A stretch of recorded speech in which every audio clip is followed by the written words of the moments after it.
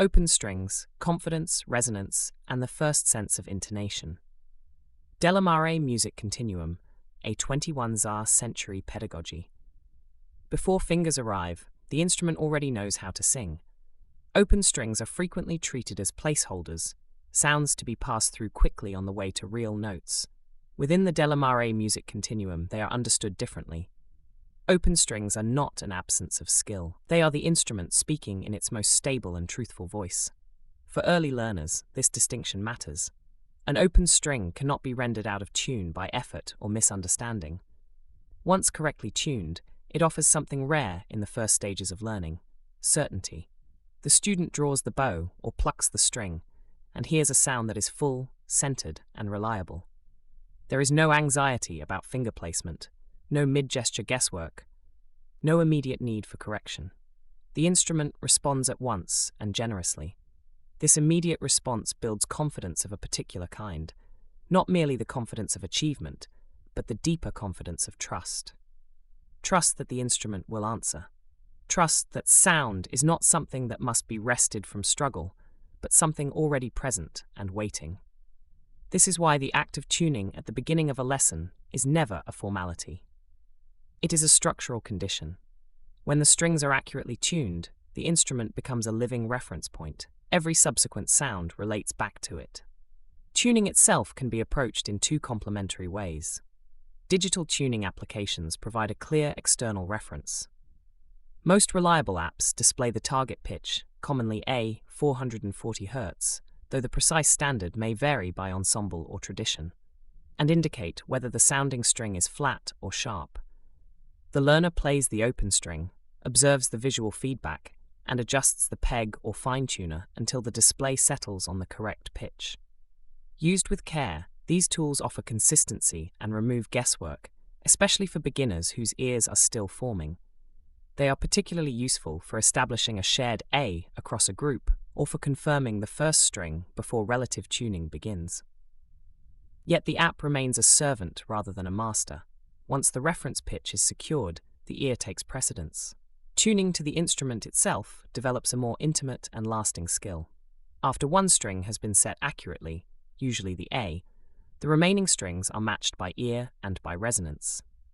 The learner plays the tuned string and the adjacent string together, listening for the pure, settled interval, a perfect fifth on violin, viola, and cello, the corresponding intervals on the bass. When the interval is true, sympathetic vibration increases, the instrument blooms, and the beating between the two pitches disappears. Adjustments are made slowly, allowing the ear and the body of the instrument to confirm the relationship.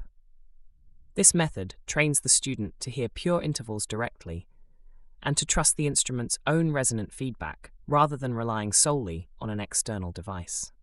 Over time, the two approaches support each other. The digital reference establishes a reliable starting point, while relative tuning cultivates the deeper listening that will later guide intonation of stopped notes. Open strings also establish the earliest sense of intonation long before the student is asked to control pitch deliberately. When an open string is played, adjacent strings begin to resonate in sympathy and overtones bloom. The learner may not yet have language for these phenomena, yet the ear registers them at once. Certain combinations feel settled, others feel unstable. This is not theoretical knowledge, it is immediate physical feedback. When fingered notes are later introduced, they are never judged in isolation. They are heard against the open strings already known.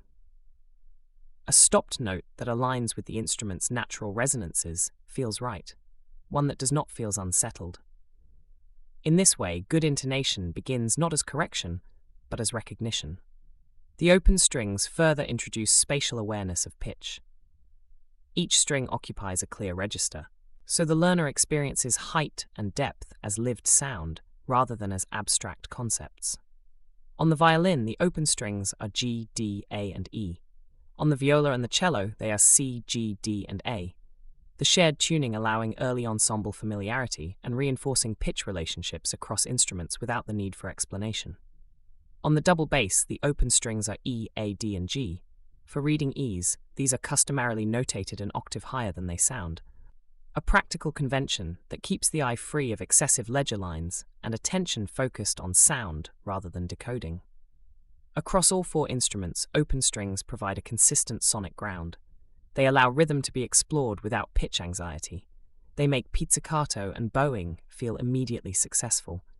They invite listening before effort. They teach the ear what settled sounds like long before the hand is asked to reproduce those pitches. Most importantly, they remind the learner of a truth often overlooked in early music education. The instrument is not waiting to be unlocked. It is already alive. The role of teaching, at the beginning, is not to impose control, but to help the student listen to what is already present. Across the string family, open strings form the first common language, stable, resonant, and quietly confident. Read more at iServalan.com.